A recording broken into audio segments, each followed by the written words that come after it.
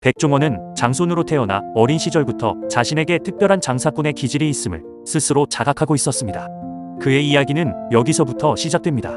백종원의 사업가적 본능이 처음 빛을 발한 것은 초등학교 4학년 때였습니다. 그는 공병이 돈이 될 것이라는 사실을 직감했습니다.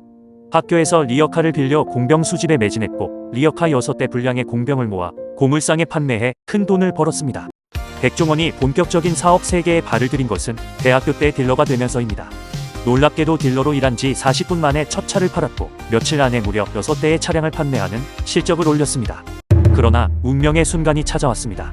그는 두 번째로 판매한 차량의 미터기 조작과 사고 경력이 있었다는 사실을 모르고 있었습니다. 결국 구매자에게 뺨을 맞는 쓰라린 경험을 하게 됩니다. 그리고 이 사건을 통해 장사에는 철학이 필요하다는 값진 교훈을 얻게 됩니다. 백종원의 요식업 도전은 대학교 1학년 때 시작되었습니다. 당시 백종원은 상권의 개념을 이해하고 있었고 주변 아파트 단지에 치킨 배달 서비스가 필요하다는 것을 간파했습니다. 그는 직접 손으로 전단지를 만들어 아파트에 배포하게 됩니다. 전단지 배포 직후 쏟아지는 주문에 그는 장사의 맛을 제대로 느꼈습니다. 얼마 후 할머니가 병으로 가게를 넘기고자 했고 백종원은 할머니에게 빚을 지고 가게를 인수합니다. 할머니는 너는 갚을 수 있을 것 같다며 그의 잠재력을 알아봤고 백종원은 정말로 모든 잔금을 갚으며 첫 가게의 주인이 되었습니다. 군 복무를 마친 후 백종원은 다인이라는 건축자재 유통, 무역회사를 설립했습니다.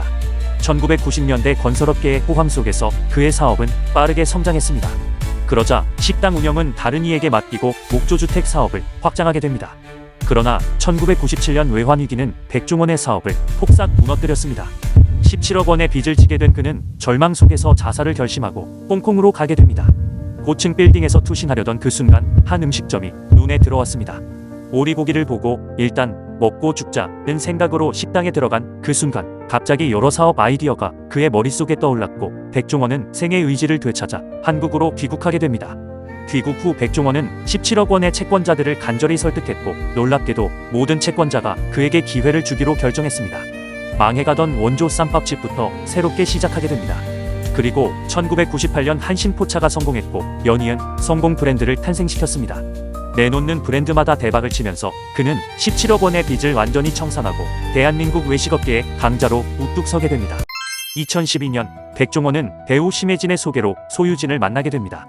첫 만남 이후 단 하루도 빠짐없이 매일 데이트를 했고 2013년 1월 두 사람은 비공개 결혼식을 올렸습니다.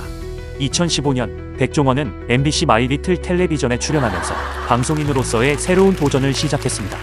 백종원식 요리법은 시청자들의 큰 호응을 얻었고 이는 그의 방송 경력에 탄탄한 기반이 됩니다. 마리텔 이후 다양한 프로그램에서 활약하게 됩니다.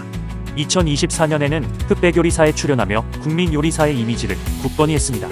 작은 치킨집에서 시작해 수많은 실패와 성공을 거듭한 끝에 2024년 11월 백종원의 더본 코리아는 마침내 증시에 상장됩니다. 상장 당일 백종원은 모든 직원들과 함께 이룬 성과라며 겸손한 소감을 밝혔습니다. 하지만 완벽해 보이던 그에게도 그림자가 생기게 됩니다. 급속한 사업 확장으로 인한 관리 문제와 일부 브랜드의 품질 저하, 그리고 백햄, 원산지 이슈 등 다양한 논란에 휩싸이게 됩니다.